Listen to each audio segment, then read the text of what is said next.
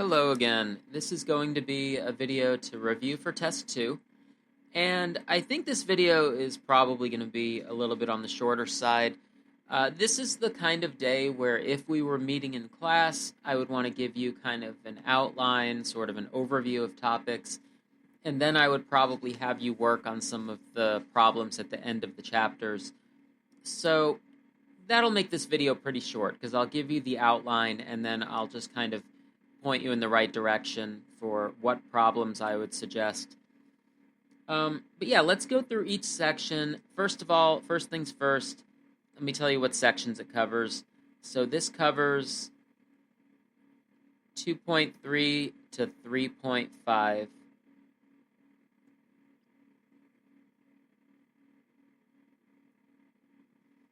Right, but I think you knew that. That's everything since Test 1. So let's go ahead and just cover some of the highlights and see if I have any advice for you. First of all, we had trig graphs. I guess one thing I could say, because this test sort of starts partway into a chapter, I should say that the things we had in 2.1 and 2.2, it's still useful to know that. I think it's still a good idea to know the unit circle. I'm not going to ask you, specifically a 2.1 question or a 2.2 question, but knowing the unit circle and all of the common values is still a good thing to know. All right, 2.3, let me start by saying that you need to know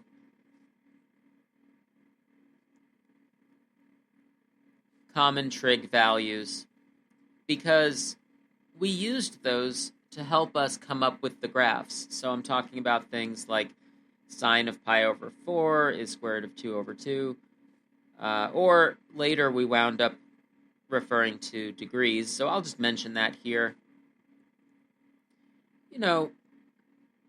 We used those when we talked about the unit circle, but we also used them when coming up with those graphs for the first time. You should know what it means to be periodic. That word showed up in 2.3. Or you should know what it means if we say a function has a period of 2 pi. It means that that's how far you have to go before the function repeats itself. Of course, I am going to say you should know the graphs of all 6 trig functions. I mean, that's kind of what this section was about. You should know the graphs. And I will say you should know graph transformations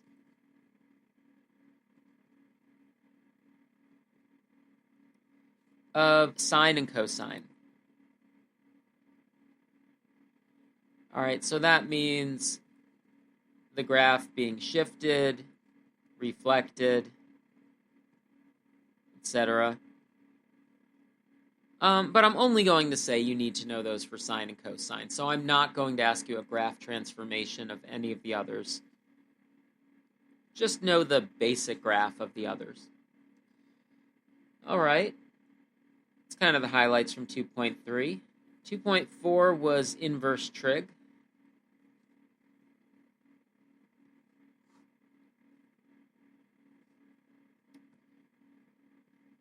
Of course, you should understand what inverse sine, inverse cosine, and inverse tangent mean. You should understand what they mean.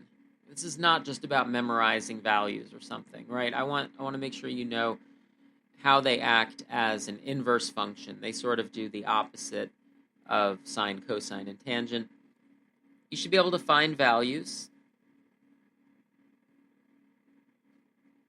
such as inverse sine of square root of 3 over 2. I'm not going to answer that right now. That's actually one of the Chapter 2 review exercises. I think it's number 6. Let's see. We defined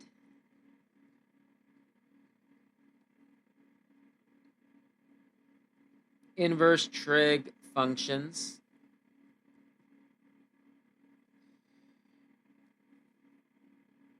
on appropriate intervals.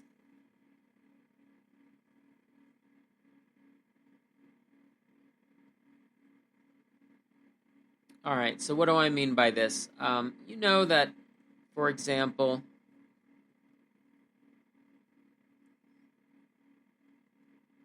inverse sine x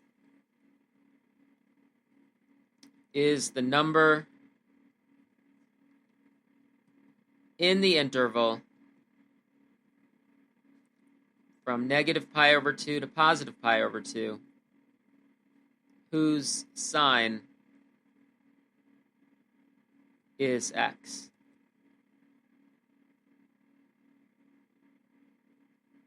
All right, so this means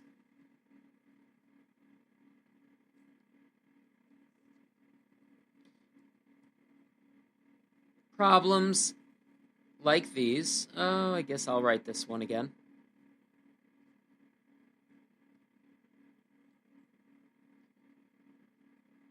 Can only have one answer.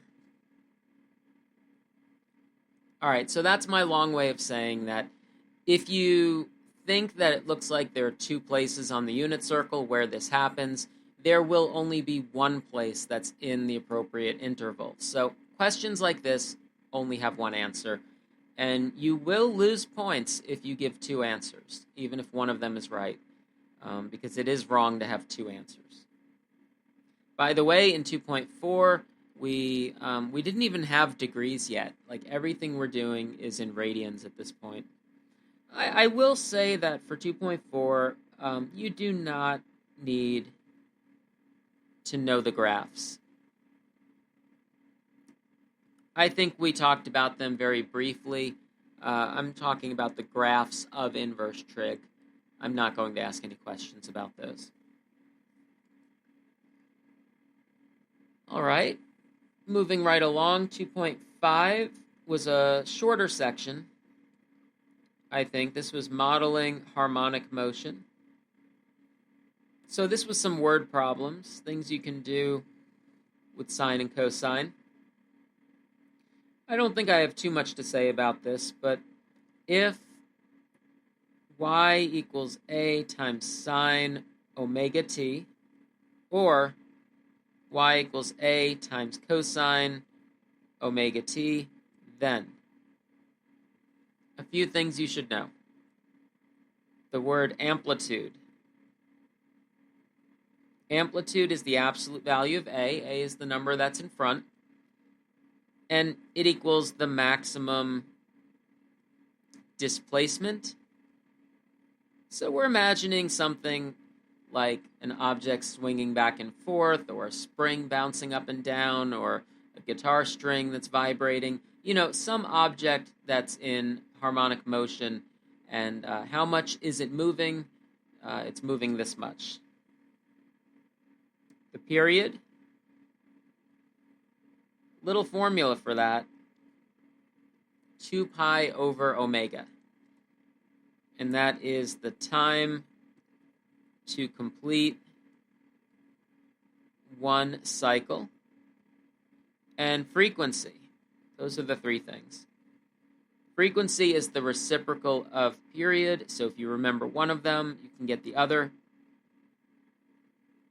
And that is the number of cycles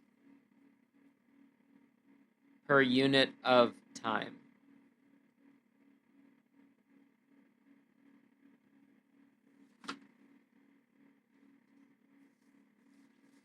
I guess one other thing I'll add here under this heading is could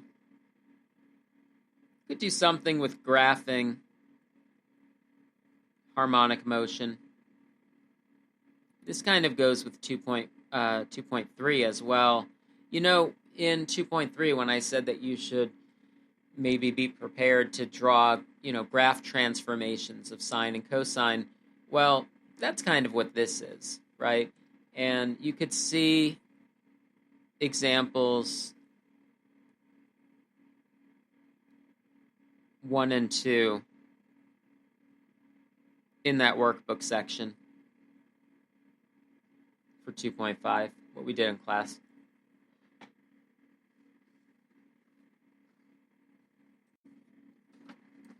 All right, that was the end of chapter 2. Let's see here. 3.1 was an important one. 3.1 is when we started talking about angles. I don't think we had used the word angle before that. So a few things to know here. How to convert between radians and degrees. I'm drawing that as a double-sided arrow because you could have to go in either direction. And all you do is multiply by pi over 180 or 180 over pi, whichever one is appropriate for whichever direction you're going in.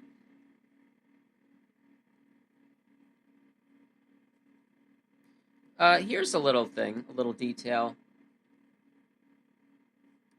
You should know what coterminal means. That's not something that we spent a lot of time on, but I do want you to go back in 3.1, look at the word coterminal, how we used that. It's basically when you have two angles that are pointing in the same direction.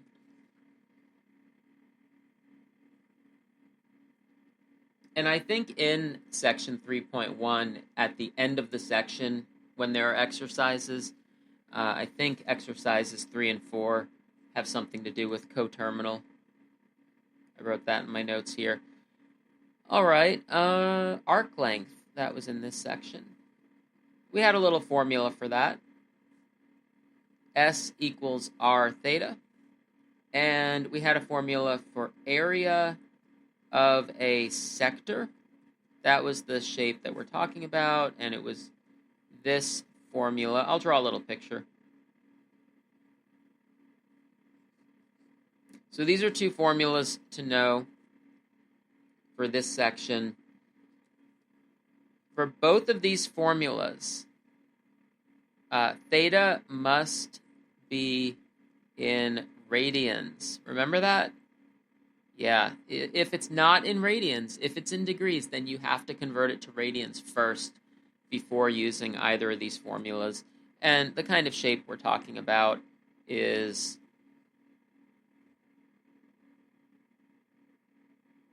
let's see. This right here would be S.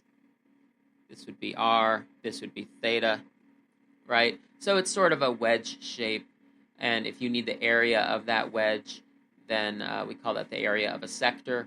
And it's not exactly a triangle because that outer part is curved. So either the length of that would be S or the area of it would be this formula. And I think in the end of the chapter problems, chapter 3 review, there's one like this, that's number 2. All right, 3.2, trigonometry of right triangles.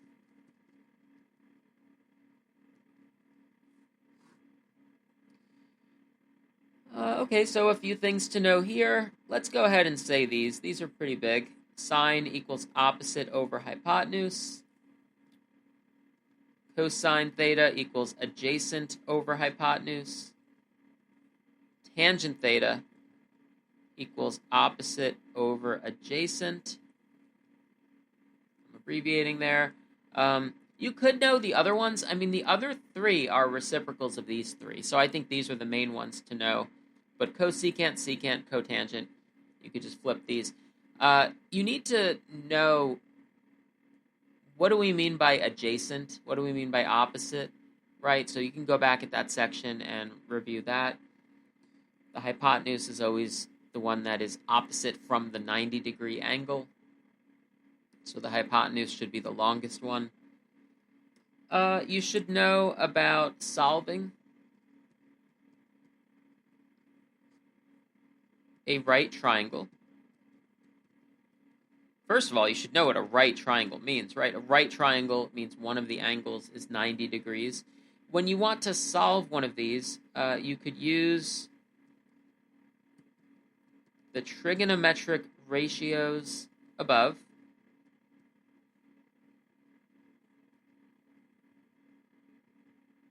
and common values we know.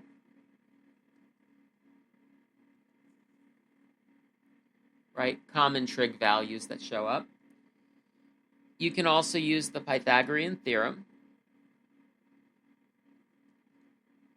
which is another little formula, but it's a simple one.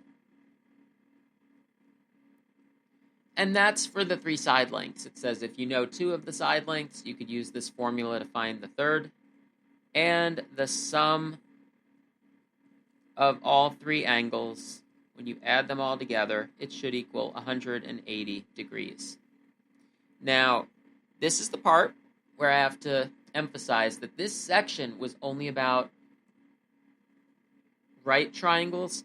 So some of the tools that we came up with are for right triangles only.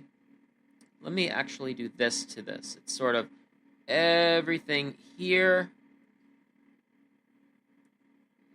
everything kind of here is for right triangles only. So later in the next section, we start talking about other triangles. You can't use this stuff. This one is for any triangle. So this is fine to continue using throughout the whole chapter. But if you have a triangle that's not a right triangle, then you can't use these things, and you might have to use other stuff like the law of sines, law of cosines. We talked about those later. All right, one more little note here about 3.2 is you could have one of those problems that's sort of a find x in a triangle, which is sort of just the same tools that you use to solve a right triangle, right? Solving a right triangle means finding all the sides and all the angles when some of them are given, but then there could be a problem that just specifically tells you find this one piece of information, like find one missing side or one missing angle, or solving word problems. Yeah, so we didn't see a lot of word problems, but that would be such as the one that was the height of a flagpole. You can go back to the section and look at that if you'd like.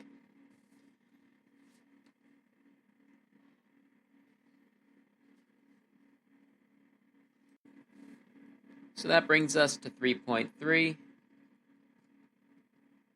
trig functions of angles.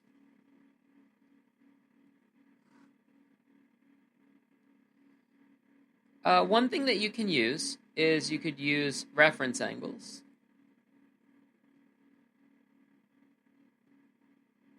Now, I'm not going to force you to use a reference angle, but it is a tool we talked about. That would be such as using sine 45 degrees to help find sine of 135 degrees. That's the idea. It's sort of using an acute angle. That would be one that's less than 90 degrees. So using a small angle to help you figure out a complicated one. But I'm not going to force you to do that. I'm not going to say, show me the reference angle. But I might ask you, to evaluate something like sine 135 degrees. And that's one way you can do it. This section also had area of a triangle. We had a formula for that. And you don't have to derive this formula. I think we spent a few minutes doing that in class. But we might use it if I ask you to find the area of a triangle. So for this one, I guess I'll write this. This is where A and B enclose the angle theta. So it's not just any two sides, it's the two sides that form the angle theta. And here I feel like I should say this is not to be confused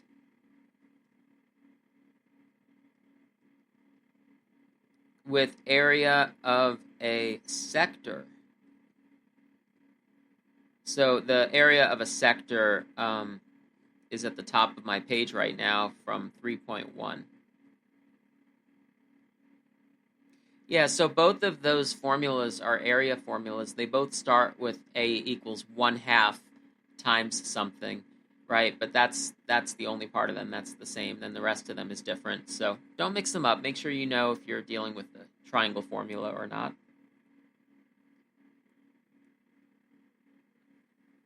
But in general, in this section, you might need to find things like sine 135 degrees or any of the 6 trig functions with a reasonable angle. We know how to do them with degrees and radians now.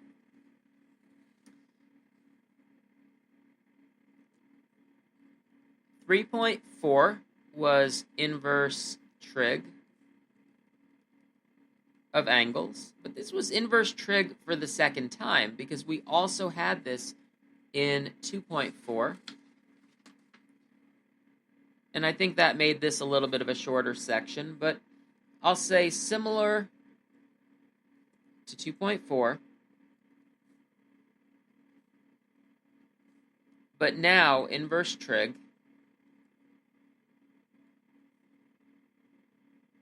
can be used in triangle problems.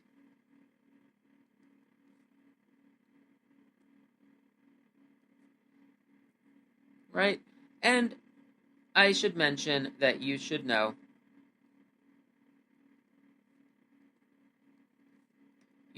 what angle of elevation means.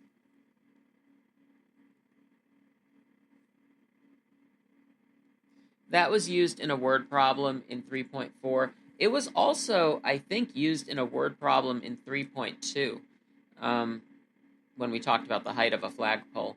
So, yeah, if it's sort of a ladder leaning against a building or a flagpole casting a shadow, those kind of word problems might have that phrase. So make sure you know what that means. Now we're getting to the more recent stuff. 3.5, laws of sines and cosines.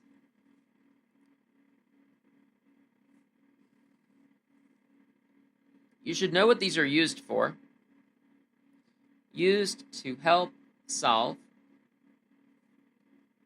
triangles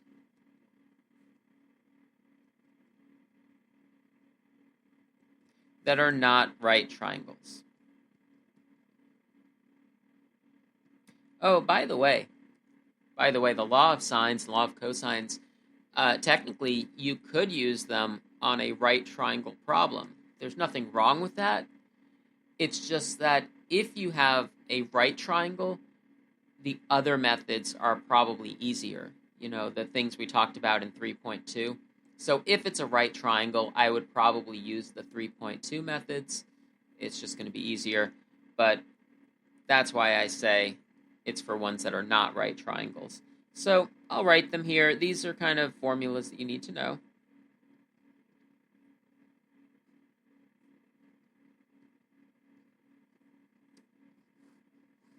Law of sines and law of cosines.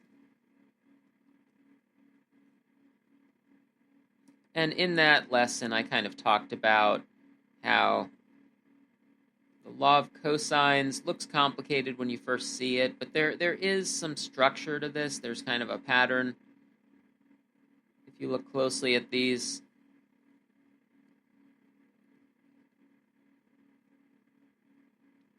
so what I recommend, first of all, don't mix these up. But law of sines, I feel like the law of sines is easier to memorize, but do spend some time making sure that you've memorized it. Make sure that you've got it down correctly, because it would be a real shame to get a problem wrong just because you, I don't know, messed up this formula. This formula is not that bad. Law of cosines, I would suggest if you can memorize one of these and just memorize one of them and then understand how all three of these have the same overall layout. And then if you memorize one, you can probably figure out the others. Does that make sense? Like this lowercase a on the left goes with this uppercase A all the way on the right. So the one that uses a B on the left has a B on the right, and the one that has a C on the left has a C on the right. So there's some structure here. The two letters that appear here, BC, are the two letters that appear here, BC. You have to remember that it's a minus. Okay, so yeah, there's some things that you have to remember. There's just no way around it.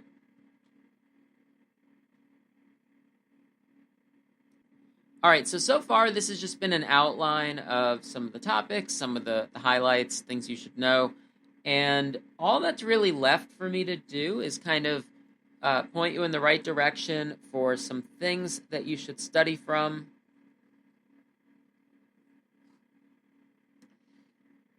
Let's see. All right, I wanted to point you to the end of the chapter problems. The Chapter 2 review. Now, remember, I said that this test starts at section 2.3, so I'm going to say it's problems 4 through 11 that are really from section 2.3 and onward. And then the Chapter 3 review, you can do all of those. So that's problems 1 through 11. So right there, you've got 19 problems. So if we were meeting in class, I would probably have you work on these right now. I would say this is like a review packet. And a couple of years ago when I used to teach this without a workbook, I used to give these kinds of problems as a packet. And then one summer I decided to write a workbook, and I basically took my review packet and turned it into these end of the chapter problems. So that's my long way of saying that that's your review packet. But while you're at it, you can also look at the end of section problems. I counted those. I found 32 of them. And then the MyOpenMath problems. I know the MyOpenMath problems are not always exactly the same as... they're not always the same style, but there's 52 of them. So altogether, I found that you've got over 100 problems. And, I really just think doing lots of problems is the best way to study math, is really the best way to get good at math is to do lots of problems and check your answers and, not just read about problems, but actually do problems yourself. Also, don't forget to study from notes, of course.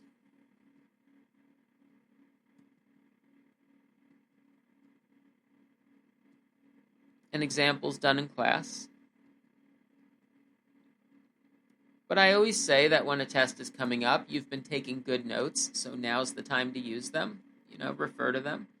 And let's see, what else can I say as we're sort of wrapping this up? Altogether, it looks like there are 8 sections for this test. And one thing, I know students always like to ask me how many questions are going to be on the test. And I don't have an exact answer, but I generally aim for somewhere between 8 and 10. So let's say 8 to 10 problems. Now, if there are 8 sections, then I might just do one problem per section.